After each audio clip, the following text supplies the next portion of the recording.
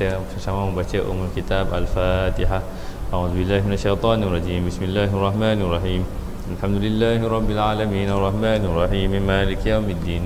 Iyyaka na'budu wa iyyaka nasta'in. Ihdinas siratal mustaqim. Siratal ladzina an'amta 'alaihim ghairil maghdubi 'alaihim waladdallin. Amin. Bismillahirrahmanirrahim.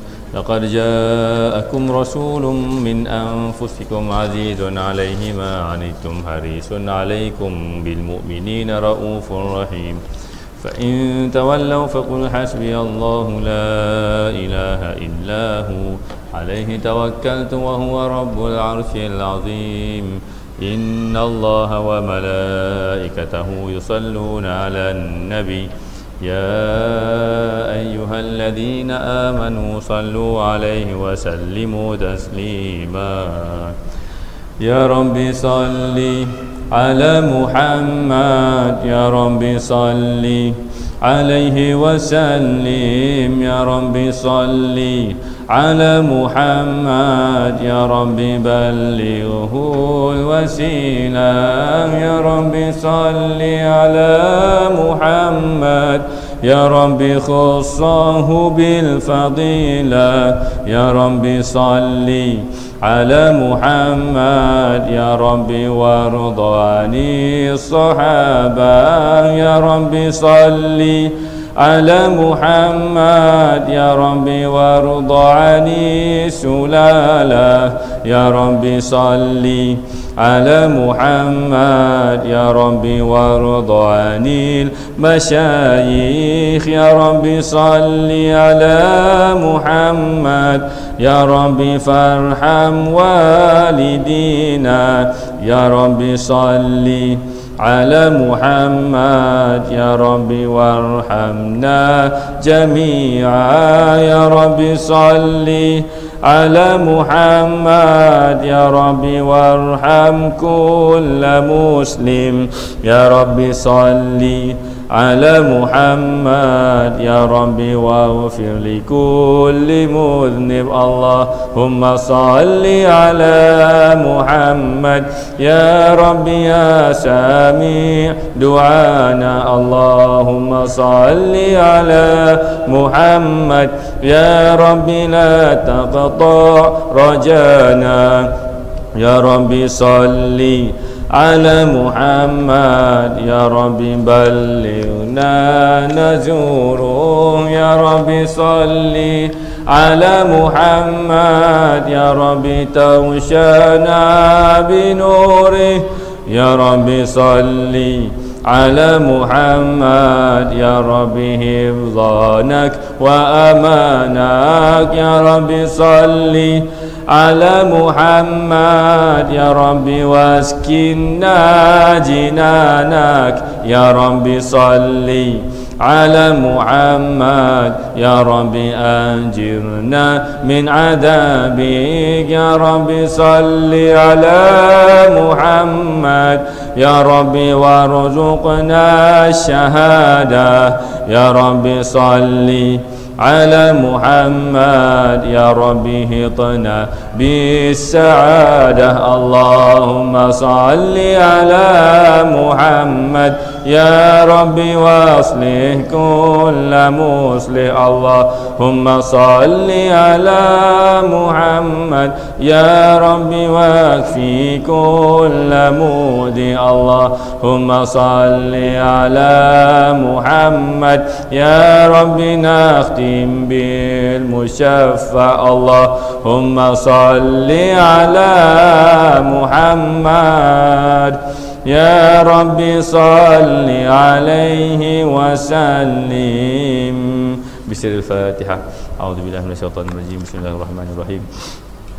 الحمد لله رب العالمين الرحمن الرحيم مالك يوم الدين إياك نعبد وإياك نستعين اهدنا الصراط المستقيم صراط الذين أنعمت عليهم غير المغضوب عليهم ولا الضالين آمين.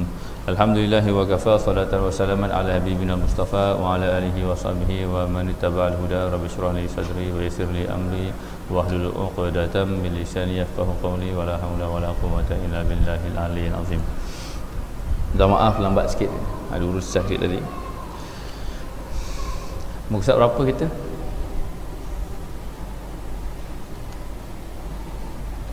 18 14. Sifat nafsiyah. Bismillahirrahmanirrahim. Qala musannif hafizallahu taala wa nafa'ana bi ulumihi fi daraini Allahumma amin. Maka dalam sifat 14, dalam muka surat 14 ini kita nak mula bicara tentang perkara induk dalam memahami akidah Ahlussunnah wal Jamaah berkaitan dengan memahami hubungan kita dengan Allah. Nak memahami hubungan kita dengan Allah adalah dengan membicarakan tentang sifat-sifatnya. Tidak kita bicara tentang zatnya. Dan sifat-sifat ini pun adalah setakat mana yang boleh untuk dibicarakan oleh manusia. Yang pertama sifat nafsiyah. Sifat nafsiyah maksudnya wujud. Ia dipanggil martabat zat, tiada nyata ia dan tiada siapa yang mengetahui dan mencapai hakikatnya. Firman Allah Subhanahu wa taala, la tudrikuhul absar wa huwa yudrikul absara wa huwal latiful khabir. Dia tidak boleh dicapai dengan penglihatan mata, sedang dia dapat mengetahui, sedang dia dapat melihat segala yang kelihatan, dan dialah yang maha halus lagi maha mengetahui. Jadi kod mana pun kita kena tahu bahawa Allah itu wujud. Kod mana pun kita kena tahu bahawa Allah itu wujud. Jadi apakah dalil yang paling utama untuk kita jadikan sandaran pada menyatakan Allah itu wujud? Okey, dalil yang paling utama untuk kita jadikan sandaran bahawa Allah Taala itu wujud adalah yang mengatakan Allah itu wujud adalah Nabi SAW. Jadi dalil wujud Allah adalah Nabi Muhammad. Ini kita sembang ni dalam konteks ilmu tauhid tasawuf. Biasa dalil wujud Allah, kalau dalil naqli qul huwallahu ahad. Dalil akli pula maknanya alam buana ini ada. Tapi dalil ini dia tidak merangkumi semua manusia yang Islam dan kafir. Kalau kita kata dalil wujud Allah ni Al-Quran surah Al-Ikhlas itu, orang kafir semetelah tidak mempercayai Al-Quran. Sedangkan Islam ini juga maknanya kita diamanahkan untuk menyampaikan pada mereka. Jadi orang kafir tolak Al-Quran. Kita mujur-mujur lahir Islam. Kalau kita lahir daripada kafir, maksudnya lahir daripada ibu bapa kita yang tidak Islam, tak tahu lagi nak cakap lah, tak tahu nak cakap lah, maknanya na'udzubillah lah, maknanya alhamdulillah ala ni'matil iman wal Islam. Puja segala syukur tertentu hanya bagi Allah atas nikmat Islam dan iman ini. Jadi kita jangan duk kata dalil dia qul huwallahu ahad lah. Kenapa orang kafir nak sembah yang lain lagi? Tak boleh cakap macam tu juga. Sebab apa? Semetelah dia memang tak beriman dengan Al-Quran. Kita yang lahir Islam ni pun Al-Quran je tak ya juga kan. Dia sedang mempercayainya, memahaminya, mengamalkannya, gitu. Tapi kok mana pun secara pengajian dalam ilmu akidah, betul lah dalil naqli, dalil daripada nas daripada menyatakan wujud Allah adalah qul huwallahu ahad. Okey, kemudian dalil akli pula, dalil akal, maknanya kita akan bicarakan bahawa alam ini ada. Kalau kita bicara alam ini ada, tanda adanya Allah, orang falsafah tak kenyang. Orang falsafah dia akan jadi perbahasan lagi. Nanti orang dia kata okey, kalau alam ni tak ada, Allah tak ada. Maknanya dia akan ada perbahasan yang panjang lagi, yang mana perbahasan tersebut kalau didetailkan memang menang ke kita. Akhirnya mula-mula tu nampak macam kalah kat kita, tapi kalau diperbancangkan lagi memang menang kat kita. Iaitu begini, Allah Ta'ala itu ada, maknanya sebab alam ini ada. Alam ini ada, tanda adanya Allah. Okey, kerana alam ini mesti ada yang menciptanya. Tetapi di sana ada golongan yang mengatakan bahawa okey, kalau macam tu, kalau alam ini tak ada, Allah tak ada. Ada tak boleh jadi kemungkinan Allah tu tak ada? Tidak boleh, tak mungkin Allah tak ada. Jadi bila keluar orang falsafah ni pula, okey, kalau awak kata Allah ada dengan adanya alam, tanda adanya Allah, maka kalau alam tak ada, Allah tak ada. Maknanya mengandaikan Allah itu tiada pun dah tak boleh dah.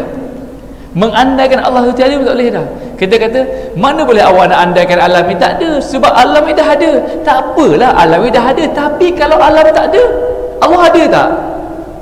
Kita kata Allah ada juga. Tapi awak kata adanya alam tanda wujudnya Allah. Kalau alam tak ada, kita kata tak ada. Kalau alam ada ke tak ada ke, Allah tak wujud. Mana boleh? Nampak tak? Nampak tak? Dia akan jadi falsafah tu. Nanti kalau kita layan falsafah itu sampai ke sudah, kita tak sampai kepada matlamat tauhid, iaitu merasai fakir kepada Allah. Sebab kita duk layan akal. Itu kita balas balik. Mustahil adanya perkara melainkan perkara itu mesti diadakan. Kan? Kita balas balik. Tu dia jawab pula, kalau macam tu siapa yang jadikan Allah pula? Mampus. Awak kata mustahil ada perkara melainkan dia mesti diadakan. Maka dia jawab balik, maknanya siapa yang jadikan Allah? Kita pun Allah Ta'ala tu sedia ada, tapi awak kata mustahil ada perkara melainkan dia diadakan. Nampak tak? Ni saya cakap macam ni pening lah. Sebab kalau macam kita mula bicara kat macam ni, maknanya sebablah ulama Islam akhirnya kena belajar mantik. Peringkat awal para ulama mengatakan belajar mantik ni haram. Tapi oleh kerana dengan ilmu mantik ni menyebabkan orang makin lama makin longgar berpegang dengan akidah Islam yang sahih, maka akhirnya para ulama mempelajari mantik. Dan dengan mantik itu dia cover balik. Maka dengan mantik itu dia cover balik. Okey, kalaulah maknanya Allah tu ada yang menciptakan, okey, maka yang menciptakan Allah tu mesti ada lagi yang menciptakan. Yang menciptakan Allah tu mesti ada yang menciptakan. Sampai ke bila kita nak sembang menciptakan ni? Mustahil juga akal nak faham. Jadi dia mesti ada satu ultimate yang benar-benar wujud. Tapi ini jauh lah ni. Tapi dia boleh kata juga, dia kata tak semesti. Mungkin alam ni boleh saja, kalau macam Allah Ta'ala itu memang boleh wujud begitu saja tanpa diciptakan, maka alam warna ini pun boleh juga jadi dengan sendirinya. Maka kita pun sebut alam semula jadi. Nampak tak kalau kita masuk dalam ruang falsafah ni, memang tak habis ayah anda bila nak zikirnya, bila nak rasa fakirnya, bila nak mengabdikan diri kepada Allahnya, bila nak merasai berallahnya, bila nak memandang Allah. Duk main akal je. Maka dalam pendekatan tasawuf, dalil wujud Allah adalah Muhammad sallallahu alaihi wasallam, Nabi sallallahu alaihi wasallam. Kenapa? Tidak ada seorang manusia pun yang menafikan wujudnya seorang manusia yang bernamanya Muhammad bin Abdullah. Kafir baik, Islam baik. Selesai. Tak ada. Bahkan kalau ada statement yang mendakwa Muhammad bin Abdullah itu tidak wujud, maka dia orang paling bengong di dunia. Sebab nyata wujudnya Nabi Muhammad sallallahu alaihi wasallam. Pertama. Yang kedua, tidak ada orang yang mengatakan Nabi Muhammad itu berdusta. Tak ada. Memang yang mengatakan Nabi Muhammad SAW itu berdusta hanya orang kafir Quraisy pada zaman baginda hidup saja. Dusta lah, ahli sihir lah, maknanya nak akan bahasanya dusta dan ahli sihir, gila. Tapi orang yang selepas itu semuanya mengakui. Bahkan orang kafir Quraisy yang kata Nabi Muhammad SAW itu gila dan dusta itu pun, okey, bila apa-apa perkara barang amanah, barang-barang mereka semua simpan dengan siapa? Semua simpan dengan Nabi SAW. Maknanya mereka sendiri yang menafikan kalau mereka sendiri. Yang paling memerangi Islam yang bagi dia sampaikan pun telah menyerahkan barang-barang yang dia sayang itu untuk dipegang, untuk dijaga oleh Nabi SAW. Sebab apa? Kalau yang namanya Muhammad confirm aman, tidak rosak, tidak cacat, tak ada apa-apa, confirm. Sebab itulah antara sebab Nabi SAW berhijrah lambat. Sahabat-sahabat dia semua dah berhijrah, tapi Nabi SAW berhijrah lambat. Sebab apa? Nak selesai dulu barang-barang amanah ini. Adapun Sayyidina Umar Al-Khattab, dia kata aku tak peduli. Nak hijrah sembunyi-sembunyi ni bukan style aku. Hang nak jadi yatim, anak hang jadi yatim, bini jadi janda, mai halang aku. Itu Sayyidina Umar. Jadi dalam banyak-banyak sahabat seorang je yang macam Sayyidina Umar. Jadi kita maknanya agak-agak lah nisbah kita tu kan. Macam tu.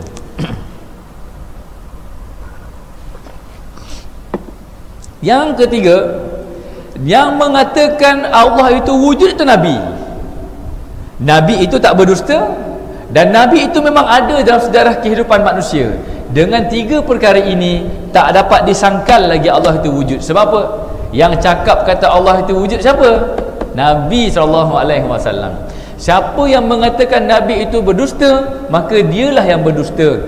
Telah sepakat para pengkaji ilmu sosiologi mengatakan bahawa seorang manusia yang paling cemerlang dan berpengaruh dalam seluruh tamadun kemanusiaan alam jagat ini namanya Muhammad bin Abdullah. Begitu setia pengikut-pengikutnya, begitu setia sahabat-sahabatnya. Begitu. Jadi sekarang ini dalil wujud Allah adalah Muhammad. Kerana benar Muhammad itu ada, tidak ada yang menafikannya. Yang kedua, tidak ada yang mengatakan Muhammad itu berdusta. Dan yang ketiga, yang mula-mula memperkatakan tentang Allah itu Tuhan adalah Nabi Muhammad sallallahu alaihi wasallam wa ala azwajihi wa dzurriyyatihi ajmain. Begitu. Jadi ini dalam konteks kita umat Nabi Muhammad sallallahu alaihi wasallam. Bukanlah Nabi Muhammad yang pertama-tama mengatakan Allah itu ada sallallahu alaihi wasallam, tapi kita hanya bicara dalam konteks kita sebagai umat akhir zaman, yang mana Nabi kita rahmatan lil alamin Muhammad bin Abdullah Rasulullah sallallahu alaihi wasallam. Habis. Begitu. Apa maknanya? Maknanya kita terlebih dahulu perlu menyediakan tapak bekas untuk ilmu akidah itu ditanam, ditempatkan. Jadi kalau kita nak belajar ilmu akidah macam ni, kalau kita nak tanam bunga, kita mesti ada pasu. Kalau nak tanam akidah, kita mesti ada bekasnya. Maknanya bekas tempat kita nak pasak akidah kita adalah Muhammad. Jadi kalau mula belajar akidah tak mula dengan Muhammad, bermaksud dia umpama menanam pokok tapi tidak ada tanah, bermaksud dia ingin mandi tapi tidak ada air, bermaksud apa lagi, dia ingin makan tetapi tidak ada nasi. Jangan hanya bicara kenyang kalau tak ada makanan, jangan bicara basah kalau tidak ada air, jangan bicara panas kalau tidak ada api. Bicara tentang Allah ibarat bicara tentang basah, tapi bicara tentang basah takkan bermanfaat kalau kita tidak benar-benar basah. Jadi cari air dulu, baru kita bicara tentang basah. Maka bila kita memanfaatkan air, basahlah kita.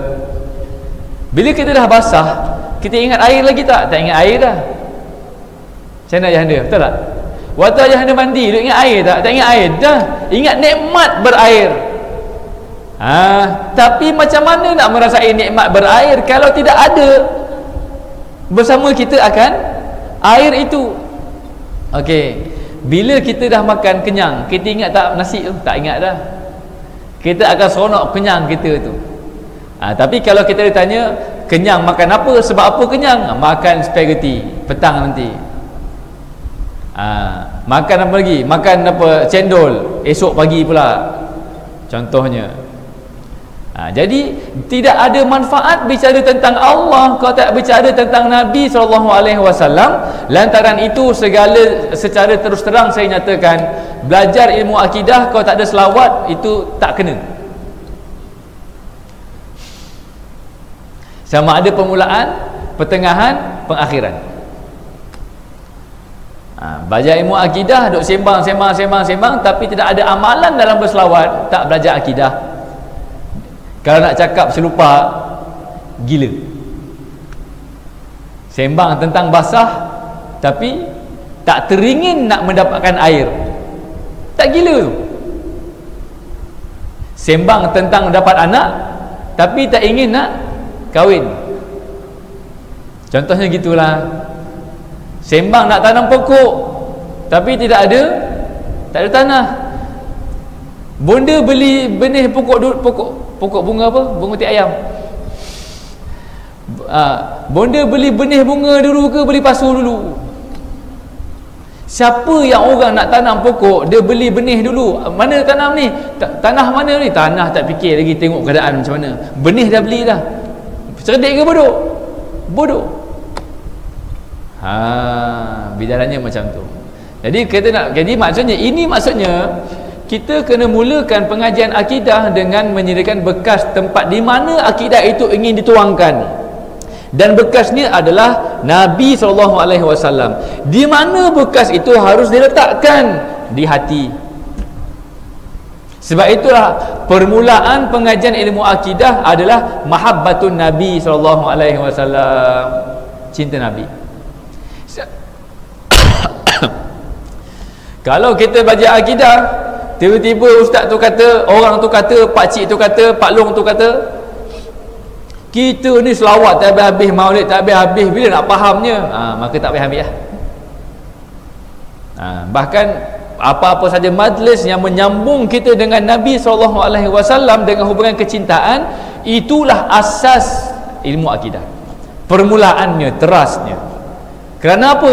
Kerana kalau tidak benar-benar kita menyatu dalam menyintai Nabi itu, menyatu dalam rasa kita kecintaan, menyatu kecintaan kita dengan Nabi SAW itu, bermaksud tidak benar kita dalam dalil wujud Allah pada jiwa yang kita rasai. Kalau pada akal boleh berbantah-bantahan, ini kita nak pada jiwa. Jadi bila nak tanam, nak sediakan bekas kepada anak-anak kita ni, supaya nanti senang kita nak tanam akidah dalam jiwa dia sebelum dia balik. Sebelum anak kita balik, bekas untuk kita jadikan tempat nak tanam, tak pasak akidah tu dah kena settle. Jadi kalau ada anak yang masih tak balik lagi, ataupun cucu sekurang-kurangnya, sebelum dia balik itu, bagi dia baca kitab Syama'il Muhammadiyah. Bagi dia baca kitab Syama'il Muhammadiyah. Niat saja, ya Allah, ini adalah ikhtiarku supaya anakku nanti bila dah balik ada bekas tempat untuk aku pasak tauhid. Oleh kerana nak pasak tauhid itu pada bekas, yang bekas ni di hati, kerana hubungan dengan Nabi, hubungan cinta. Cinta tu di sini ke di sini? Cinta tu di sini.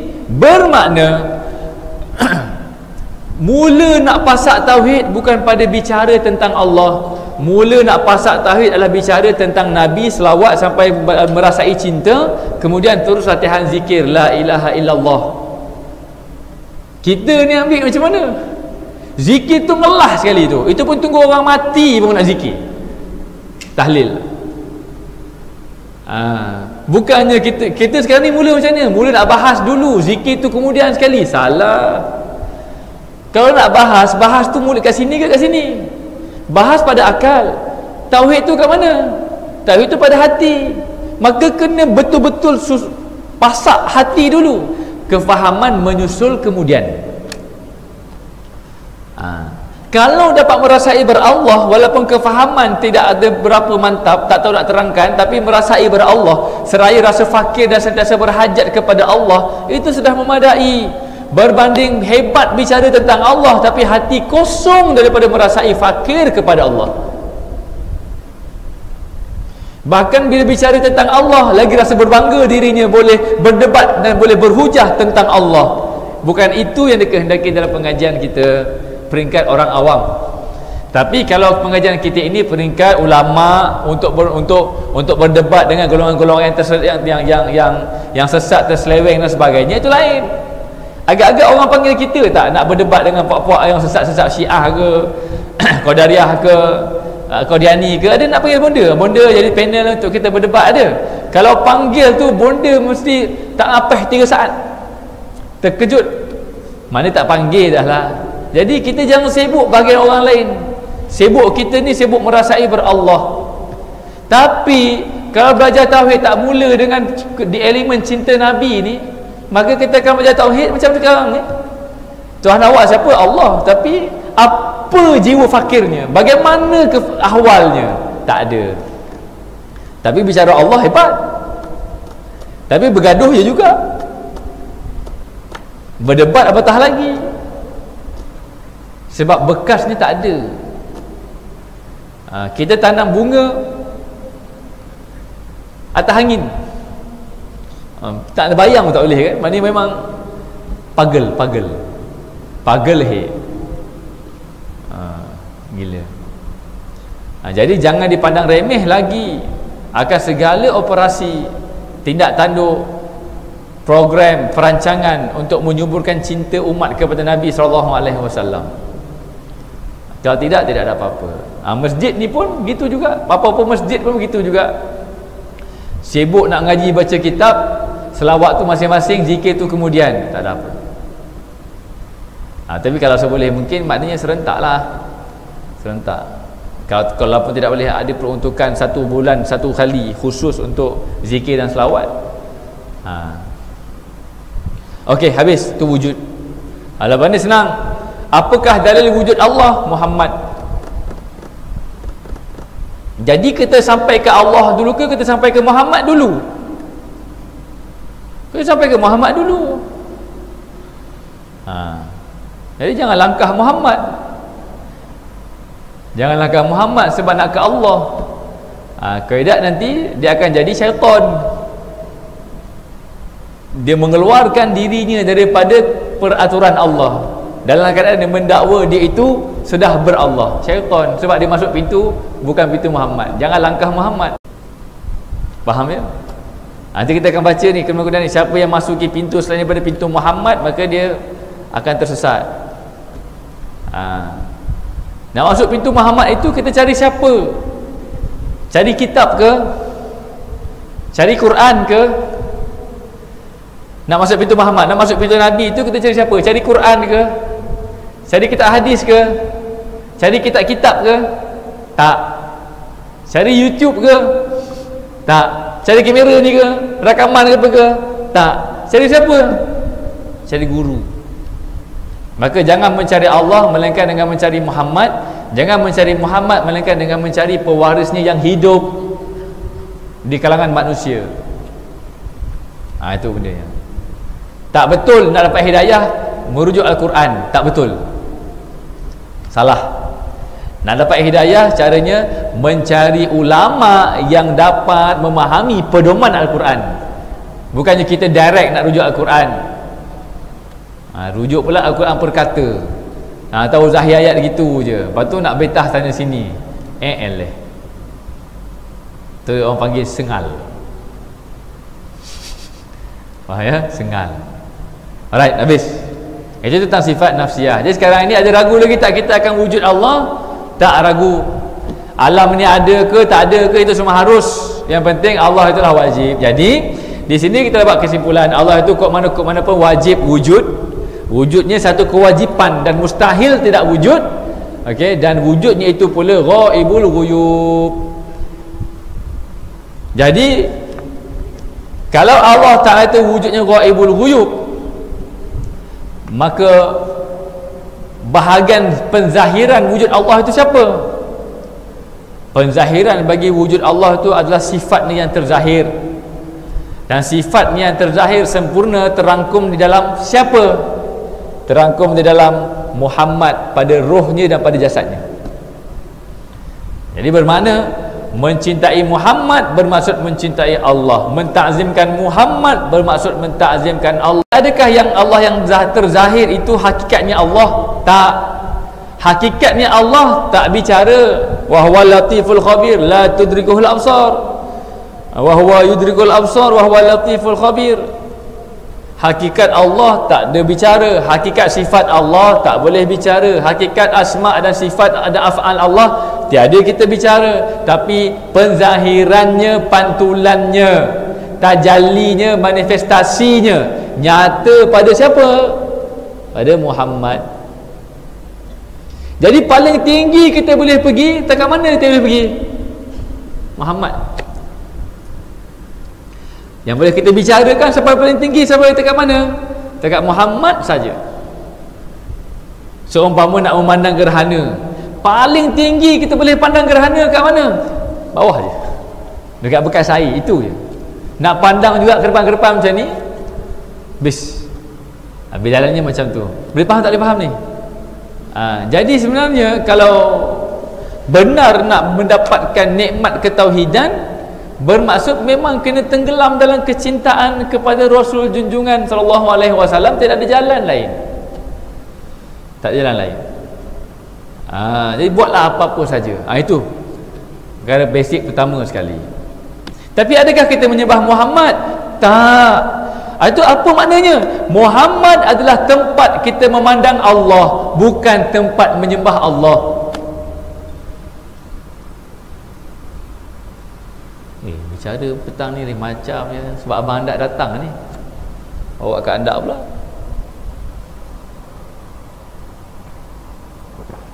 Dia beza tempat nak pandang dengan tempat nak sembah. Faham ya? Di mana kita nak memandang zahir Allah pada Muhammad? Adakah hakikatnya? Tak, pantulan saja. Adakah kita menyembah Muhammad? Tak, itu tempat kita nak memandang. Itu kita sembah siapa? Zat itulah yang wajib wujud, wujudnya ghaibul ghuyub, pantulannya sempurna pada Muhammad. Yang menamakan dirinya sebagai Allah. Jadi kita sembah Allah ke sembah zat? Kita bukan sembah nama Allah itu. Kita bukan sembah isim, kata nama alif lam lam ha, itu bukan. Kita sembah siapa? Zat itu yang wajib wujud, yang wujudnya itu ghaibul ghuyub, yang menamakan dirinya sebagai Allah, yang nyata memandang pantulannya melalui Muhammad. Jadi kalau kita kahwin tak pandang bini kita, nikmat tak nikmat? Tapi bonda tak ada masalah kan kalau kahwin tak pandang suami kan, sebab bonda tak penting untuk memandang. Biasanya ayahanda lah yang nak pandang. Ayahanda kahwin dulu macam mana? Zaman sekarang ayahanda jangan sembang lah. Kalau kita berkenan kat orang, Facebook je nak semua siap posting-posting lagi. Zaman ayahanda tu kan, mana nak tengok tu mungkin ngintai-ngintai waktu sidai kain ke, zaman Pramli ni. Nak sidai kain ke, pergi petang-petang pergi pasar ke, kadang mandi kat sungai ke, kita tengok macam mana kan. Zaman sekarang ayahanda selesai je. Siapa nama perempuan ni? Siapa? Fazura. Plak tekan. Keluar. Segala jenis Fazura ada. Nak katanya kalau dengan manusia kita nak kat orang tu, kita ngintai-ngintai dia, tiba-tiba Allah yang kita katakan kita abdikan diri padanya, kita tak sudi nak, tak teringin nak pandang benda. Betul tak? Jadi kalau benar kita hamba Allah, benar kita ingin memandangnya, maka benar kita akan mencari di mana tempat nak memandang Allah, iaitulah Muhammad. Jadi berpisah tak Allah dan Muhammad? Takkan berpisah. Maka kalau Allah dan Muhammad takkan berpisah, tiba-tiba pengajian tauhid sepi daripada Muhammad, benar ke tauhid tu? Tak benar. Dia akan jadi falsafah, mantik, bicara, hujah, tidak melahirkan akhwal, akhlak Islamiah yang baik. Itu benarnya. Habis. Dua sifat salbiah. Selepas kita dah nyata di mana tempat nak memandang Allah, Muhammad, di mana bekas untuk kita pasak ilmu ini, hati, jiwa, cinta rakyat, dan kita faham dah bahawa hakikat Allah tu jangan dibicarakan. Kalau seawal belajar akidah dah bicara Allah di langit, Allah di situ, Allah di sini dan sebagainya, tinggalkan, confirm sesat, jangan nak bimbang. Jangan tu susah hati, sesat confirm. Kalau nak cakap Allah kat langit lah, kat aras lah, apalah, mempersifatkan Allah dengan sebarang pensifatan makhluk, confirm tergelincir. Okay. Lepas kita dah faham begitu, barulah kita detailkan lagi dengan nak memahami macam mana Allah Ta'ala itu tidak bersifat dengan sebarang sifat makhluk. Untuk memahami macam mana Allah Ta'ala itu tak bersifat dengan sebarang sifat makhluk, tapi Allah itu wujud, dan wujudnya wajib wujud, dan tempat pandangnya adalah Muhammad. Itu tempat pandang saja. Maka nak fahami perkara itu, maka datanglah yang kedua, sifat salbiah, bermula dengan kidam, sedia, maknanya tidak ada bermula. Kedua, baqa', kekal, maksudnya tiada berakhir. Yang ketiga, mukhalafatul hawadis, bersalahan dengan yang baharu, maksudnya tunggal, tidak ada yang sama dengannya, dan tidak ada benda, dia tak sama dengan benda yang lain, dan tidak ada benda yang sama dengannya. Mukhalafatul hawadis, qiyamuhu binafsih, maka Allah Ta'ala tak berhajat dengan siapa-siapa, sendiri je. Maka jangan duk cakap kita ni beribadat kepada Allah, kesian ke Allah, kesian ke Allah, nanti tak siapa nak sembah Allah pula. Allah tak bertambah kemuliaan dengan ibadat kita, dan tidak terjejas kalau dengan kemaksiatan kita. Allah maknanya subhanallah, sabbahalillah, yusabbihulillah, sabbih isma rabbikal a'la. Tetap dalam keadaan suci. Faham? Itu qiyamuhu binafsi. Kemudian wahdaniyah esa. Jadi ini dipanggil juga sebagai sifat ketuhanan. Dia tipis tu. Sifat salbiah juga disebut sebagai sifat ketuhanan. Dalam kata yang lain, siapa nak jadi Tuhan, dia kena ada kelima-lima sifat ini. Ada bonda teringin nak jadi Tuhan. Kalau bonda nak teringin nak jadi Tuhan, bonda kena ada lima-lima sifat ini. Tanda orang yang teringin nak jadi Tuhan ni adalah dia ingin membebaskan dirinya daripada syariat Tuhan.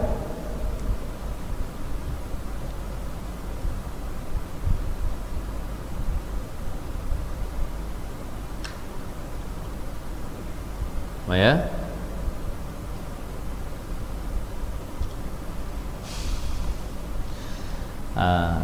Sesiapa yang ingin mengeluarkan dirinya daripada syariat Tuhan, bermaksud dia nak jadi Tuhan.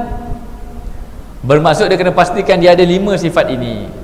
Tapi bila dia sedar bahawa dia ini bermula dan dia ini pasti berakhir, dan banyak juga spesies macam dia, dan dia tak dapat hidup sendiri, dan maknanya dan banyak juga yang sama macam dia, kan? Maka lepas dia sedar macam tu, maknanya dia tak ada pilihan lain bahawa aku bukan Tuhan. Maknanya aku kena terikat dengan sistem Tuhan. Dan sistem Tuhan, nak mengikat diri kita dengan sistem Tuhan adalah dengan satu perkara yang Allah berikan kepada semua manusia. Tak kira tua muda, cerdik bodoh, bandar kampung, apa dia? Perasaan cinta. Itu Allah bagi pada semua orang. Jadi kita ikat diri kita dengan Allah menggunakan kekuatan perasaan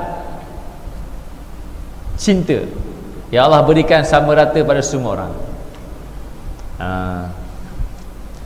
Okey, faham ya? Alright. Jadi dalam banyak-banyak dan 5 sifat salbiah ini, sifat salbiah manakah yang paling bermasalah pada kita? Yang paling banyak kita gelincir adalah sifat yang kelima, iaitu wahdaniyah. Kenapa? Kerana pada akal kita mengakui Allah Ta'ala itu esa, tapi pada jiwa kita duk rasa kita juga ada. Pada akal kita mengakui Allah Ta'ala itu esa. Bila Allah Ta'ala itu esa, tiada duanya. Jadi Allah tu ada tak? Ada.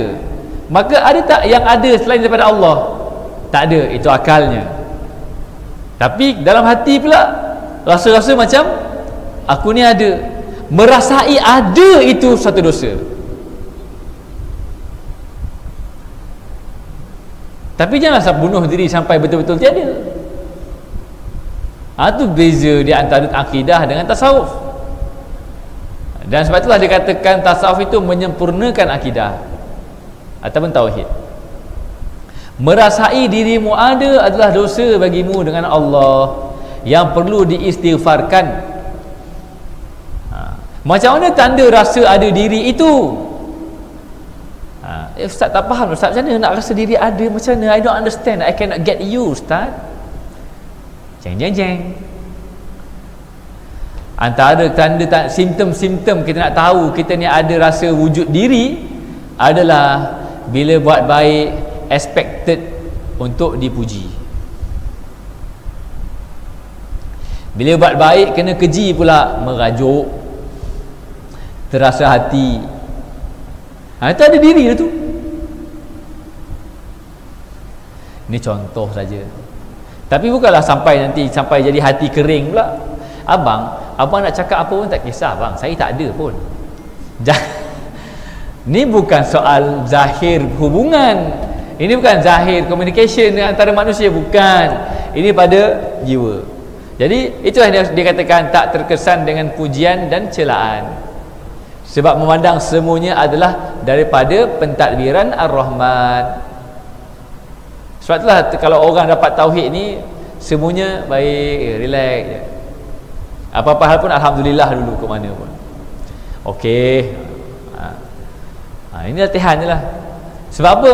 Dia merasai dirinya tiada. Kalaupun dirinya ada, adanya dia itu hanya untuk menyatakan adanya Allah. Maka dirinya juga adalah cermin-cermin kecil untuk dia memandang Allah. Selepas dia memahami cermin agung untuk memandang Allah adalah Muhammad, Maka cermin kecil untuk dia memandang Allah ada pada dirinya. Bila mana Muhammad itu ada dalam kecintaannya, dalam jiwanya, maka bergabunglah cermin itu menjadi lebih sempurna. Maka dirinya adalah untuk menyatakan benar fakirnya kepada Allah. Maka kalau sampai ke peringkat ini, kalau nak tanya juga Allah di mana? Di sini. Dan nisbah kepada tempat pandang, bukan nisbah kepada hakikat keberadaan Allah. Sebab Allah Ta'ala itu mukhalafatuhu lil hawadis. Ini siapa yang tak faham tak ada hal ya. Siapa yang tak faham, jangan risau. Penting ke nak faham? Tak penting. Kerana ada yang lebih penting. Apa yang lebih penting itu? Merasai. Merasai berallah. Itu lebih penting. Datang kuliah, duk rasa wujud diri. Pulang kuliah, nyata wujud Allah. Lama kat rumah, tebal balik wujud diri. Datang kuliah balik, hilang wujud diri. Itulah kita. Bila lupa Allah, tebal wujud diri. Bila ingat Allah, hilang wujud diri. Itulah. Kali istighfar kita di situ sepatutnya. Istighfar kita dekat situ. Tapi bonda kalau ayah anda duk marah tak tahu pasal, merajuklah juga. Keadaan ayah anda tak faham, merajuk juga konon-konon. Tapi ya Allah, merajuk ni saja kemanusiaan saja, syariat saja. Nabi SAW bila anak baginda Ibrahim meninggal, ataupun Qasim, antara dua tu tak ingat lah, meninggal, Nabi pun menitiskan air mata. Orang tanya, ya Muhammad, engkau pun nangis. Ini bukan tanda tidak redha, ini hanya kemanusiaan. Maka kalau nak kecil hati, laras kemanusiaan okey. Kalau nak terasa hati ingin dipuji pada sempadan kemanusiaan, okey. Apa maksudnya? Tak berlama-lamaan. Sekadar maknanya kecil hati sikit, tak apalah. Kecil hati pop sebab manusia. Kemudian pergi balik hanya wujud Allah, hilang. Suka dipuji, suka pada fitrah manusia, sebab itu juga ada perbuatan Allah kepada kita. Pergilah lama sikit, hilang. Macam tu je lah. Mudah cakap kan? Nanti kalau kena, tanggung lah. Macam tu je lah. Sama ada kita ataupun kita. Tapi kalau dah terkena, bermaksud on track. Bermaksud Allah cinta kita, Allah pandang kita, dan Allah Ta'ala admit usaha kita untuk benar tauhid Allah. Maka Allah Ta'ala akan bagi kita musibah.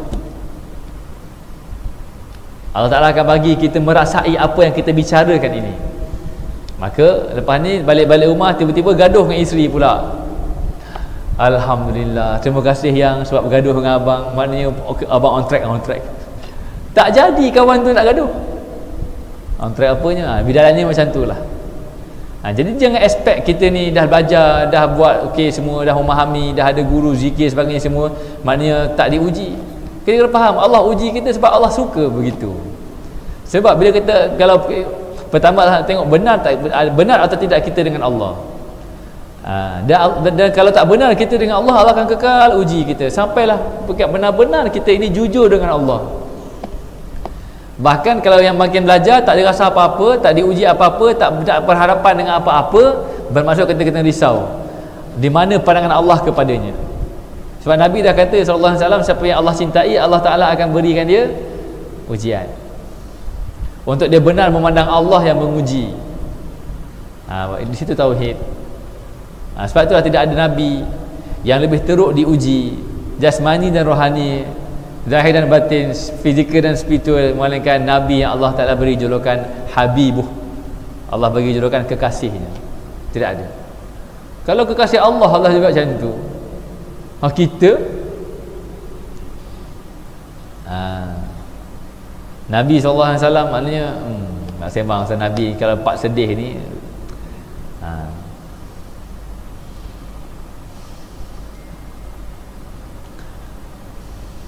Okey. Alright, itu sifat salbiah. Okey, dah faham situ, okay, kita baca. Ia dipanggil martabat zat kerana ia sifat yang tiada berdiri pada zat dan makhluk, hanya pada khabar sahaja. Sifat keagungan Allah yang menyucikan segala tasbih, yakni menyerupakan sama seperti makhluk, dan jisim, yakni menjisimkan Allah. Ia menyatakan sifat keberadaan Allah yang tiada takluk dalam masa dan di luar masa. Masa adalah ciptaan Allah, justru ia hanya takluk pada keberadaan makhluk. Maha suci Allah dari takluk dalam masa kerana tiada berhajat Allah pada baharu. Jadi masa ni adalah makhluk Allah. Masa adalah makhluk Allah. Jadi mustahil Allah Ta'ala itu berada dalam makhluknya. Mustahil. Contohnya gini, kita pelukis, dah lukis, lepas tu orang tanya, kita kat mana? Kita kat dalam tu, celah-celah gunung tu. Boleh tak boleh? Jadi macam apa? Jumanji. Filem Jumanji tu. Kita duduk lukis-lukis, kita masuk dalam tu. Mustahil. Jadi Allah Ta'ala dah cipta masa, tiba-tiba Allah Ta'ala pun masuk dalam jajahan takluk masa itu mustahil. Aklan pun dah mustahil begitu. Ya, sebab kalau kita pun lemah nak buat macam tu, ini kan pula Allah yang kita akui Maha Kuat, Maha Esa, Maha Agung. Kita pun tak boleh buat. Macam tu je lah. Okey, habis ya. Jadi maksudnya benda tu mustahil. Jadi maknanya kalau macam kita tak boleh buat, kalau sepatutnya kita boleh buat lah, sebab kita ini hina. Kita boleh buatlah benda yang hina, tapi kita yang hina dia pun tak boleh buat benda yang hina. Takkan Allah nak buat benda yang hina, sedangkan Allah Ta'ala tu jauh lebih mulia dari kita. Betul tak? Bahkan memang sifat kita, kalau kita buat sesuatu, kita berhajat pada sesuatu yang kita buat. Kita buat rumah, berhajat untuk dapat perlindungan dalam rumah. Kita buat kereta, berhajat kita kepada kereta itu. Bahkan kita takkan buat apa-apa melainkan kita berhajat kepada yang kita buat. Hina tak hina tu? Hinalah kita. Takkan Allah hina sama kita pula? Itu maksudnya. Lantaran itu, bila Allah Ta'ala dah tak takluk dengan masa, maka Allah Ta'ala pun pertama tidak tertakluk pada gerak. Sebab itulah masa tu sentiasa bergerak. Siapa yang menggerakkan masa? Allah juga. Jadi akal tak payah bayang Allah. Dah tak ada takluk pada gerak, maka tidak tertakluk pada jarak. Dah ada gerakan, mestilah ada jarak. Kemudian tak tertakluk pada ruang dan tak tertakluk pada bentuk. Jadi yang tertakluk semua ni, semuanya adalah Allah. Yang tertakluk ni semuanya adalah makhluk. Jadi Allah macam mana? Yang bukan begitu, laisa. Jadi sifat salbiah ni juga kita bagi istilah untuk memahami kelaisaan Allah. Kelaisaan tu laisa kan, daripada ayat laisa kamitslihi syai' wa huwa samiul basir. Jadi ayat laisa, Allah Ta'ala tu sifatnya laisa, maknanya ke mana pun bukan begitu, ke mana bukan begitu. Kita bicara hebat macam syurga, kita bicara hebat tentang syurga dan neraka tu pun, hakikat syurga dan neraka tu begitu ke? Bukan begitu. Dahsyat lagi, mala ainun ra'at wala udhunun sami'at wala khatara ala qalbi bashar. Yang mata tak terpandang, telinga tak pernah mendengar, tak pernah terlintas pada akal fikiran. Itulah syurga. Jadi yang kita duk sembang syurga ni ada bidadarinya, ada singgasananya, ada sungainya, semua tu, begitu ke? Dia lebih hebat dari itu? Bukan begitu. Jadi kalau syurga yang makhluk itu pun tidak dapat ditanggapi oleh kita, macam mana pula kita nak menanggapi Allah? Maka nak faham macam mana untuk tidak menanggapi Allah, ulama Ahlussunnah wal Jamaah mengeluarkan sifat 20 yang salah satu daripada himpunannya adalah sifat salbiyah, qidam, baqa', mukhalafatuhu lil hawadits, qiyamuhu bi nafsi, wahdaniyah. Jadi akhirnya sifat salbiyah ni matlamatnya apa? Akhirnya sifat nafsiyah ini sifat apa? Salbiyah ini matlamatnya adalah untuk tidak membagaimanakan Allah dengan kebagaimanaan makhluk. Kita umpama kucing, dengan makanan itu mereka bergaduh. Kucing mana boleh makan share-share? Betul? Ada pun dia tengok kucing makan, ni kau punya, ini aku punya. Ada? Mana ada? Dampakkan macam tu kucing. Kita ibaratnya macam tu lah. Al-Quran ibarat hidangan yang manis, tapi kita dengan Al-Quran itu kita saling bercakaran. Kenapa begitu? Kerana terpisah elemen sufi. Yang mana elemen sufi dalam tafsir dia panggil isyari, tafsir isyari, ataupun juga disebut sebagai lataif. Dan Imam Fakhruddin Ar-Razi adalah yang pertama yang mengungkapkan lataif tu secara sistematik dalam tafsir dia. Pada berapa ayat tadi? 174 ayat yang telah saya combine. Itu pun tak masuk lagi kalimah-kalimah yang lain yang sinonim dengannya. Contohnya kalimah daqiqah, ada faedah, ada asrar, ada nuktah. Itu tak masuk lagi tu. Kalau masuk lagi kalimah-kalimah tu yang lain tu, maknanya penuh. Dan Imam Ar-Razi sendiri dia sebut, ini adalah perkara yang paling penting dalam tafsir Al-Quran, tapi aku dapati tidak ada mufassir pun yang ambil berat tentang perkara ini. Dia sebut dalam dia punya tafsir dia. Itu saya jumpa semua. Jadi yang sekarang ni yang saya doa, bukan saya doa minta bagi lulus mata-mata. Kalau gagal tu insya-Allah tidak gagal, sebab saya pun menyelia pelajar juga peringkat master. Ada isu dan ada persoalan kajian dan objektif tu terjawab, kan? Maknanya tidak ada ruang untuk kita gagalkan. Cuma tinggal lagi yang saya nak tu bukan itu. Yang saya nak adalah kita bangkit dalam elemen pengajian Al-Quran ini, dimensi kerohaniannya, supaya nanti kita buat satu kaedah ke madrasah ke, satu pendekatan gagasan ke apa nama ke, tak berpisah tasawuf dengan tafsir. Tak pisah tasawuf dengan tafsir. Maka masing-masing mendapat bahagian kemanisan masing-masing lantaran tadaburnya terhadap Al-Quran. Jadi barulah bonda baca Quran tak fikir ke pahala, barulah tak mensyirikkan Allah dengan pahala. Sebab apa? Sebab dah tak merasai manis, duk ingat ganjaran je lah. Jadi awak nak Allah ke awak nak pahala? Kalau nak faham, kita musafir, kita rindu ke anak. Lantaran kita rindu kepada anak, kita beli hadiah ke anak. Anak ni bodoh, dia tak faham bahasa rindu kita. Dapat hadiah, nak peluk kita tak peluk dah, dia sibuk dengan hadiah dia. Kita ni pun tak apalah, dia kecil lagi, tapi hati macam mana? Bengkak tak? Nak kata bengkak pun dah tua, tapi itulah bidalannya macam tu. Jadi sampai kadang-kadang kalau mak ni cerdik sikit, bapak yang cerdik sikit, dia akan tanya kepada anak dia, awak ni nak ke mak ke awak nak ke hadiah? Awak tunggu mak balik ke ataupun awak tunggu hadiah balik? Mak beli hadiah pada menyatakan mak rindu ke awak, sayang ke awak. Awak sayang hadiah ke sayang ke mak?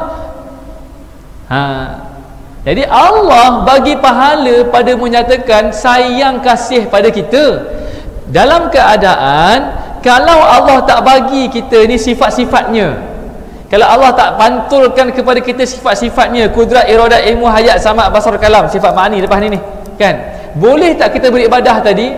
Tak boleh. Maknanya dengan sifat Allah, dengan hak Allah, kita beribadah kepada Allah. Kenapa awal-awal lagi Allah bagi kita sifat-sifat tersebut? Bukan bagi, Allah pantulkan, Allah panjangkan. Kenapa? Sebab sementara Allah kasih, dan lantaran kita beribadat itu Allah nak menyatakan lagi kasihnya. Tiba-tiba kita hanya kasih kepada pahala, tak memandang seawal kita beribadat itu pun kasih Allah. Apatah lagi kita nak pandang pahala itu sebagai kasih Allah. Rupa-rupanya kita kasih pada pahala, bukan mengasihi Allah. Tak syirik Allah tu? Syirik. Kalau kita pun boleh terasa hati dengan anak-anak, ini kan pula macam tu. Kenapa jadi semua orang duk kejar pahala ni? Sebab tak rasa manis. Tak rasa manis, tak rasa nikmat, tak tenggelam. Faham tak tenggelam ni? Tak tenggelam lah. Itu Musa Bakoh berapa puluh tahun dah buat daripada zaman mereka dulu. Nampak tak? Jadi itu kalau pengajian ulum Quran, maknanya sekadar sembang ayat-ayat maki madani, apa sebab nuzul dan sebagainya, itu betul so what? Nampak tak? Itulah, dalam keadaan saya pun kena cakna sama. Cakna sama maksudnya apa? Saya pun juga kena buat dulu juga. Bukan kita hanya guna komen. Jadi azam saya ni tak tahulah, minta doa lah ya. Azam saya maknanya satu kitab tafsir saya akan habis baca. Sebab satu guru saya dekat Jordan kata engkau nanti balik jadi pensyarah tentang tafsir.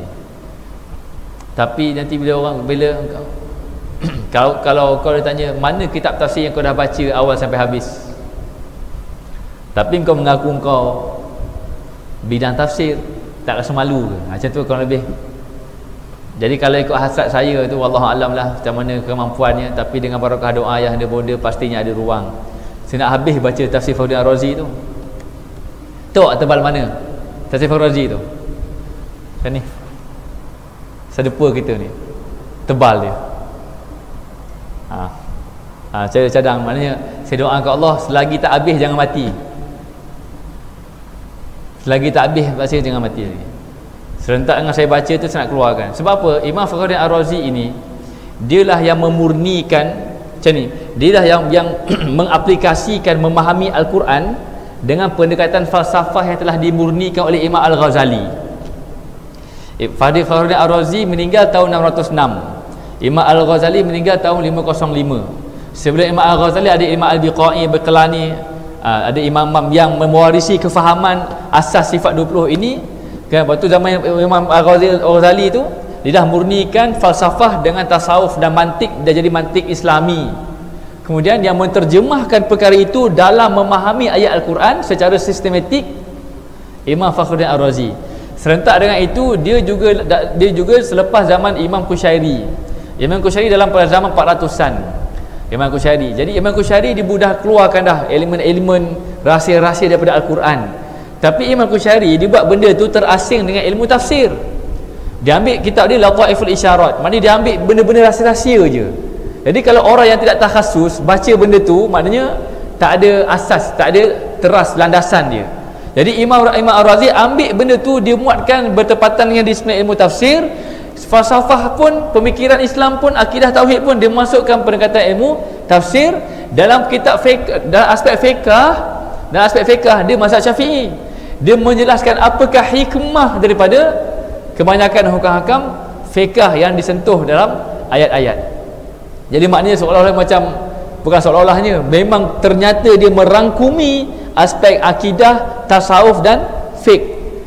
Dan dia menzahirkan tu dalam bentuk Al-Quran ini tanda kasih Allah. Itu klimak dia, Al-Quran ini tanda kasih Allah. Tiba-tiba kita baca Quran, kita nak ke pahala itu, tak nak ke Allah. Itu poin dia. Lari tajuk tak? Tak lari tajuk kan? Cuma saya buat dalam konteks kajian saya. Saya mohon betul-betul dia kalau boleh 2 rakaat doa. Sekarang ni nak minta doa, nak submit dah. Terima kasih siapa yang dah berdoa. Mudah-mudahan manfaatnya bersama-sama insya-Allah. Yang seterusnya saya minta kalau boleh bila-bila masa hari ni ke esok ke doa supaya hasrat ini, maknanya hasrat ini melalui pengajian tafsir ini, maknanya orang lebih teruja memandang Allah berbanding yang lain-lain itu.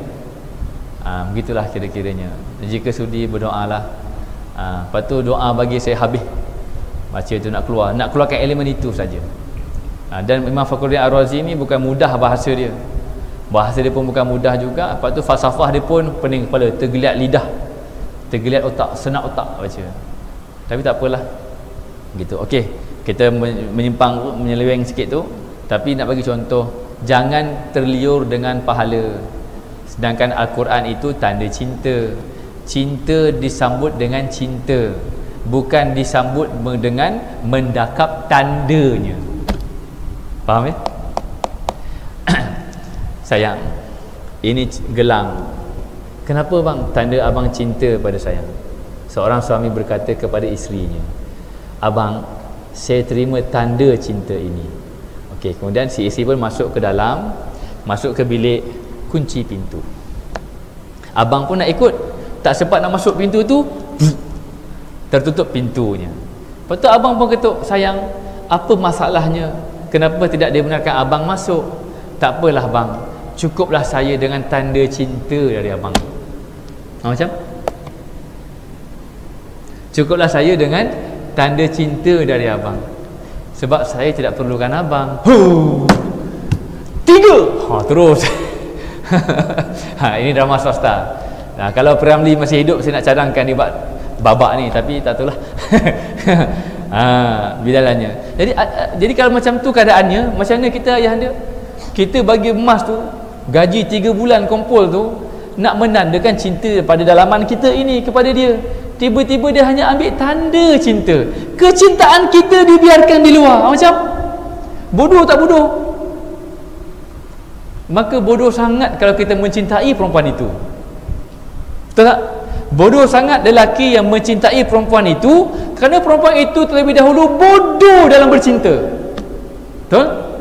Maka tidak mustahil Allah tidak pandai dalam menangani, dalam memberi pertimbangan kepada hambanya. Mana mungkin Allah nak memberi hadiah syurga kepada hambanya kalau Allah dah mengetahui? Bukan kalau apabila Allah itu, apabila hamba itu hanya mencintai tanda kasih Allah saja. Kalau kita tetap sayang pada perempuan yang hanya cinta tanda kasih kita sahaja, tak cinta ke kita, orang akan kata kita bodoh. Maka tu lah timbul orang Melayu kata apa, batu kikir, apa, kikir kayu, apa cik pisau syukur, macam pemahamannya pun kan, pisau syukur, kata ini perempuan pisau cukur. Maka mana-mana lelaki yang merasai dia telah dicukur oleh pisau itu, adakah dia akan pegang lagi pisau tu? Tak pegang dah. Sebab apa? Bodoh aku kalau masih lagi mengharapkan cintamu, kerana engkau hanya mengharapkan tanda cintaku, sedangkan cinta harus berbalas cinta. Tanda hanya jambatan yang menghubungkan. Itu tasawuf. Boleh faham situ? Jadi cukuplah tu, kita dengan tanda dapatkanlah yang memiliki. Tapi kalau orang bagi tanda macam ni dialog ni guru lah, sayang, inilah rantai tanda cintaku padamu. Abang, dia perempuan tu pun ambil rantai tu, dia pun baling keluar. Saya tak perlukan ini bang, saya perlukan abang. Sakit hati juga. Sakit hati tak? Bunda faham tak faham ni? Ataupun inilah kain sutera dari negara China, daripada ulat yang dibela dengan sebaik-baiknya. Kan kain sutera daripada ulat kan, tidak ada ulat yang terbaik. Ini ulat semua yang gemuk-gemuk, yang 5 star punya ulat. Daripada ulat inilah kain sutera ini yang paling mahal pernah abang dapatkan. Inilah hadiah tanda cinta abang untukmu. Baik bang. Dia ambil kain sutera tu, dia buat lap kaki. Abang tanya, sayang, ni kain sutera ni. Lepas tu perempuan tu jawab, abang, saya, apakah maknanya dengan kain sutera ini abang, apabila hati saya ini hanya terpaut pada diri abang? Itu pun bodoh kan? Agak-agak tak merajuk lelaki tadi, confirm merajuk. Jadi walhasil macam mana? Walhasil, terima tanda cinta, hati berpaut dengan kecintaan, dibuktikan dengan menerima tandanya. Kan sempurna macam tu kan? Selesai. Itulah kita dengan Allah. Tidak pula timbul soal, ya Allah, aku tidak perlu pahala. Tak boleh. Allah dah bagi tanda cinta dia, kita kena ambil. Kita mengambil tanda cinta pada menyatakan menyatu cinta kita dengan kecintaan. Itu maksudnya. Itu tauhid. Dan pintunya tetap siapa? Tetap Muhammad, Nabi Muhammad sallallahu alaihi wasallam. Okay, 2 rakaat dia sembahyang hajat. Saat itu kalau dah terbuku dengan tesis itu, kita boleh bukukan dia dan kita boleh jadikan sandaran, dan kita boleh minta pelajar-pelajar master dan degree untuk mengkaji lagi elemen-elemen itu, dan kita boleh buka. Akhirnya orang tak memisahkan pengajian sufi, pengajian memandang wajahnya semasa berbicara tentang kalamnya. Itu matlamat dia. Itulah rahsianya daripada tajuk Lataif yang saya buat. Kita udah nama sama, nama Fakhur Razi kat sini, mengkaji Fakhur Razi kat sana. Sampai tergerak ke hati saya nak ziarah makam dia. Dia lahir dekat Roy sekarang dekat Iran, dan dia akhir di hujung hayat dia tu, Imam Fakhruddin Ar-Razi diberikan tanah dan madrasah di Herat. Herat tu dekat Afghanistan, bersepadan dengan Uzbekistan. Siapa yang ada maklumat macam yang nak ke sana, khabar ke saya. Kita nak ziarah makamnya, kita nak ziarah madrasahnya, kita nak tanya dengan orang-orang sekitar situ kalau dia mewarisi keilmuannya, kita tak tahu kan. Macam tu. Memang amalannya begitu, nak tanya takzim. Sebab pastinya rohaniahnya hidup bersama Nabi SAW. Bal ahya'un inda rabbihim yurzaqun. Itu macam tu je lah. Dekat Herat ke Harat ke. Habis. Apabila Muqaddimah 16. Muqaddimah 16 ni buku lama tau. Kalau buku baru tu dia punya muka surat tu macam teralih sikit. Tapi yang penting tajuk dia keberadaan wujud Allah tu. Apabila keberadaan Allah tiada dalam masa, maka dengan sendiri wujudnya tiada takluk dalam hukum masa. Maka tiada takluk dalam gerak dan diam, tiada takluk pada jarak, tiada takluk pada ruang, dan tiada takluk pada bentuk. Maka wajib baginya bersifat salbiah, yakni tiada permulaan, tiada akhir, tiada berhajat, bahada yang baharu, tiada menyamai apa yang baharu dan bersifat tunggal.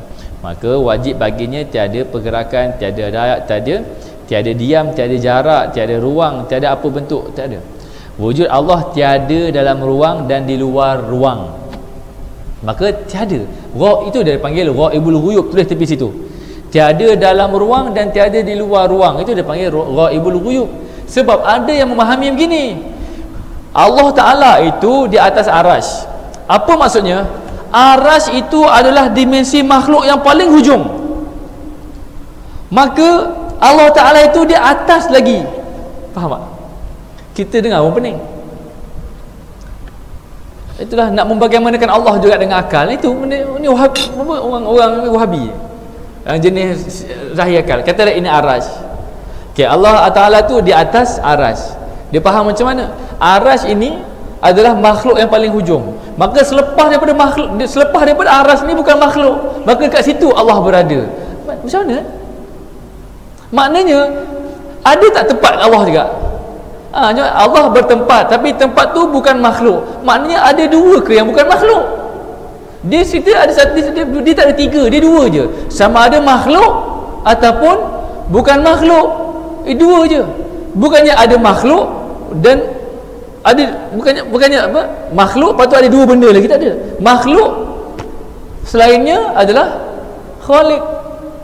Tapi dia boleh faham atas tu, maknanya aras ini adalah makhluk yang paling hujung sekali. Allah Ta'ala tu di luar. Maka selepas daripada aras itu bukan makhluk lagi. Kalau selepas daripada aras itu bukan makhluk, Allah ke? Nampak tak? Kita nampak ni. Tak nampak, udahlah. Nak macam mana lagi? Tapi yang penting Allah Ta'ala tidak ada di dalam makhluk dan tidak ada di luar makhluk. Sebab dalam dan luar itu sifat makhluk.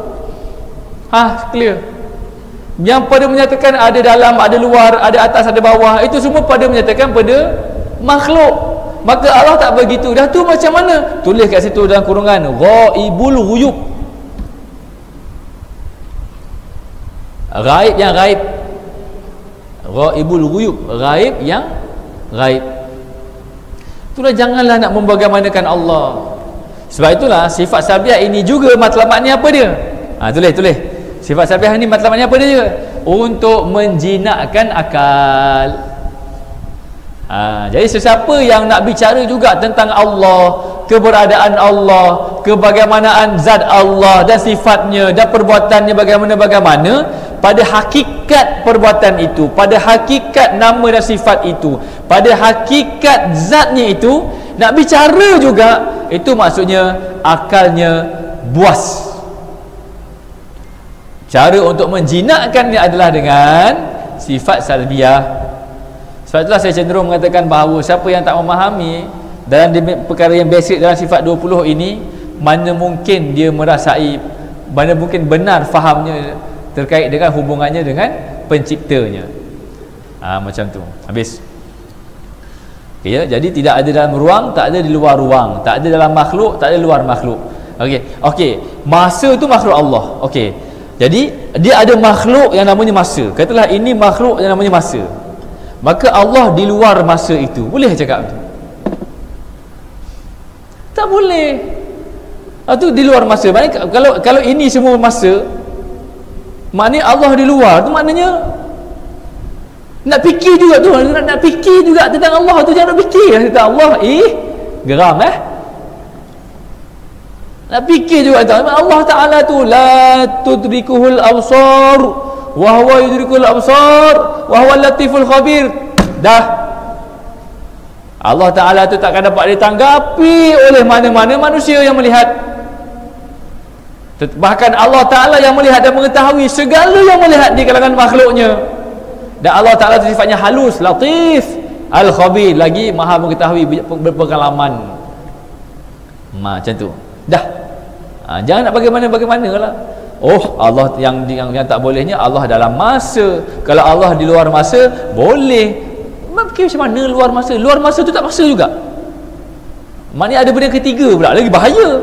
Seolah-olah macam ada makhluk yang lain dan dicipta lain pula. Macam mana? Tu akal pun tak dapat nak menerima. Begitulah. Imam Ar-Razi sentuh semua benda ni. Cuma kita tak mampu nak faham je. Gitulah. Okey. Maka justru bagaimana keberadaan Allah, hanya Allah yang mengetahui keadaan dirinya, dan lemah bagi segala akal memikirkannya. Itulah Allah. Inilah dia panggil al-ajzu anil idraki idrakun. Itu bahasa Arab dia. Lemah untuk mengetahui tentang keberadaan dan kebagaimanaan Allah. Itulah pengetahuan kita tentang Allah. Jadi dengan 5 sifat salbiah ini, akhirnya akal akan mengakui lemah aku nak mengetahui kebagaimanaan Allah, tetapi tak mampu aku nak menafikan wujud Allah, kerana dalilnya adalah Muhammad. Akal tak mampu nak menolak wujud Allah kerana dalil Muhammad adalah dalil yang paling kuat. Pada masa yang sama, akal tak mampu juga nak mengetahui tentang kebagaimanaan Allah. Akhirnya akal lemah sendirian. Di situlah mulanya pengetahuan terhadap tauhid. Gitu. Jadi bila dah lemah akal, barulah terzahir jiwa fakir. Dan tauhid ni sebenarnya adalah perihal untuk menjadi fakir kepada Allah. Ya ayuhan nas antumul fuqara'u ilallah. Jadi kena bermula dengan akal kita fakir. Akal kita tak mampu aku nak menanggapi Allah. Nak tolak wujud Allah pun tak mampu, dalilnya kuat.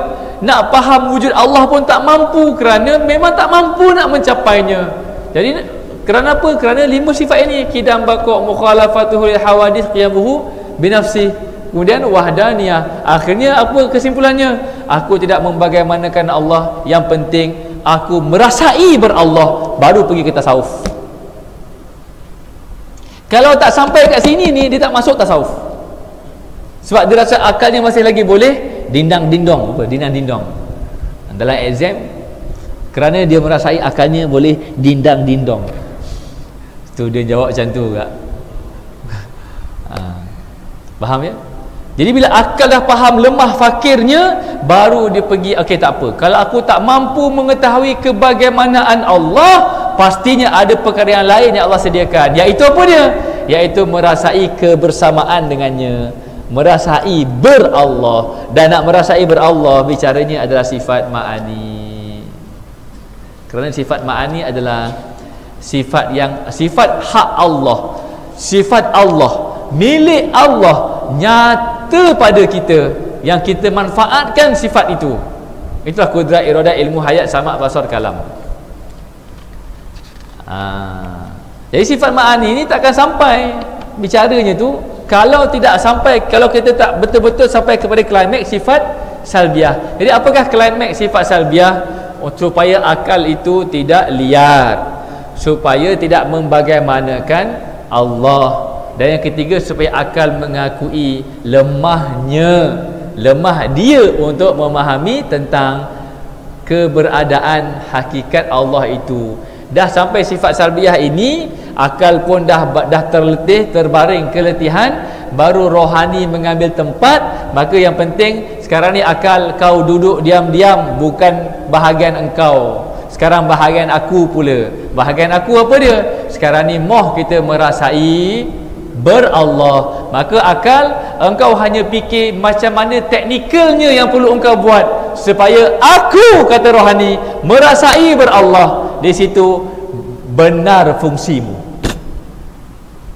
Jadi fungsi akal bukan bicara tentang Allah. Fungsi akal bicara tentang macam mana teknikal yang perlu kita lalui supaya rohani kita merasai berallah. Itu pun selepas akal nyata lemahnya untuk menanggapi Allah. Nampak tak sifat 20 ni cantik? Cantik benar. Siapa yang menolak sifat 20 hanya kerana dia tak mampu untuk memahami keindahan dan ketinggian nilainya. Contoh Imam Fakhruddin Ar-Razi, orang kata kat dia, dalam kitab ini ada segala jenis ilmu kecuali ilmu tafsir. Faham tak? Sebab banyak sangat ilmu-ilmu yang lain, sampai mana dalam kitab ni banyak ilmu, semua ada. Fihi kullu syai'in ila tafsir. Dalamnya ada banyak, ada semua perkara melainkan tafsir. Itu satu sindiran. Dikatakan pada begitu. Kalau orang bersetuju dengan kalimah itu, hanya semata-mata menunjukkan dia tak mampu nak menanggapi kehebatan Imam Ar-Razi dalam mengaitkan, merangkumkan ilmu falsafah, ilmu mantik, Islami, tasawuf dan sebagainya semua ni, dia dikeluarkan dalam satu disiplin tafsir. Dia tak tahu je. Ataupun nak kata mudahnya, itu hanya menunjukkan kebodohannya. Itulah. Kan mudah kan? Tapi nak cakap mudah ni cerupa pula. Tu saya pusing jauh tu. Itu saya satu kesimpulan saya buat kat situ. Siapa yang kata Imam Fakhruddin Ar-Razi ni terlajak falsafah sangat dan sebagainya, tapi tidak committed dengan disiplin ilmu tafsir, itu hanya semata-mata menunjukkan dia yang tidak mampu untuk menanggapi kehebatan, keluasan ilmu dan ufuk pemikiran Imam Ar-Razi. Itu saya punya kesimpulan. Tapi sebenarnya saya cakap apa dia?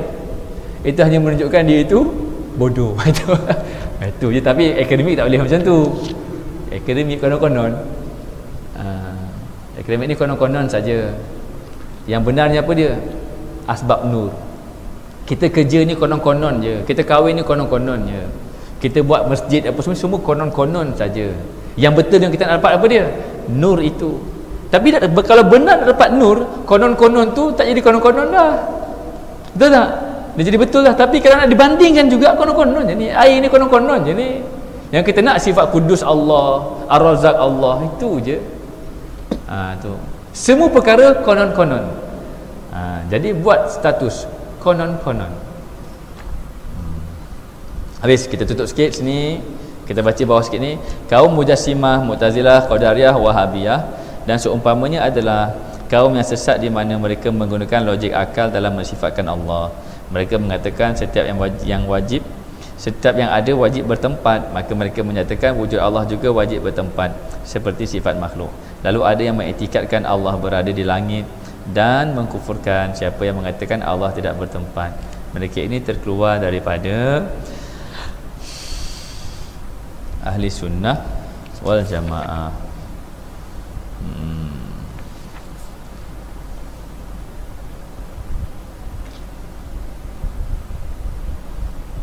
Okey, cukup letak kat tu dulu. Jadi lepas ni expectation saya nanti kalau ada yang berhajat untuk buat muzakarah di rumahnya, depan panggil semua, jadi maknanya untuk kita menyantuni keluarga masing-masing, insya-Allah saya akan cuba untuk memberikan ruang masa. Dan saya rasa ada tabung yang diedarkan. Tabung itu adalah untuk kita kumpul kutipan untuk beli untuk sumbangan lembu, 3 ekor di Tawi-Tawi dan 3 ekor di Juana, Jawa Tengah.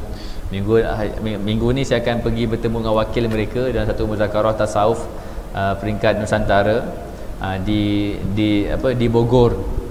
Di Bogor. Jadi ada wakil daripada Tawi-Tawi dan juga wakil daripada yang Pembah Sarimbit itu yang saya akan berikan. Jadi target kita lah, target kita 3 ekor. Jadi cukup tak cukup saya akan dahulukan duit saya dulu. Nanti kutipan-kutipan tu bayar kemudian. Macam tu. Kita bukannya offer bahagian dia, kita offer sebarang sumbangan saja. Itu pertama. Yang kedua tentang zawiyah kita tu, saya rasa sudah dah umumkan, tapi mungkin ada yang masih belum mengetahuinya. Jadi maknanya sesiapa yang ada berhajat dan berhasrat untuk maknanya menginfakkan ataupun untuk menyumbang bersama untuk kita punya zawiyah dekat Sungai Merab itu, nanti kat situ kita akan jadikan pusat zikir kita. Nanti suluk kita semua dijangkakan dekat situ lah. Tapi bila ni tak tahulah, wallahu alam. Itu dua. Yang ketiga berkenaan dengan haji, kita dah tentu dah tarikh itu. Travel agent pun dah tentu dah. Cuma kita akan buat agreement betul-betul di antara NGO kita pendamai dengan travel agent. Nanti yang akan menguruskan semua travel agent.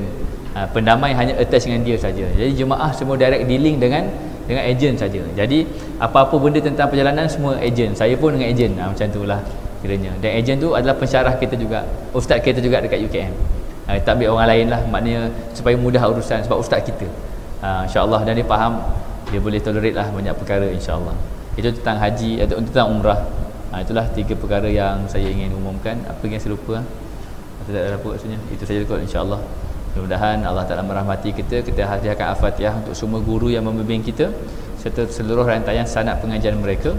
Mudah-mudahan mendapat limpahan rohani melimpahan nur ke dalam rohani kita dan semua ahli keluarga kita insya-Allah. Bismillahirrahmanirrahim. A'udzubillahi minasyaitonir rajim. Bismillahirrahmanirrahim. Alhamdulillah rabbil alamin arrahmanir rahim maliki yaumiddin iyyaka na'budu wa iyyaka nasta'in ihdinas siratal mustaqim siratal ladzina an'amta 'alaihim ghairil maghdubi 'alaihim waladdallin.